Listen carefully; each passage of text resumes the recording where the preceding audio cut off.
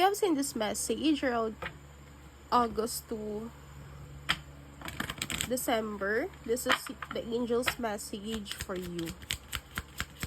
This is what I'm channeling here for all the people who's watching this collective reading. This is what the spirit guides wants you to know. Wait ka lang daw. You really need to recover. Pahinga muna. I think for some of you, parang nanggaling ka sa isang napakabigat na sitwasyon. Kailangan mo ng time para sa sarili mo. Okay, you don't need to compromise your health for this career or for this kind of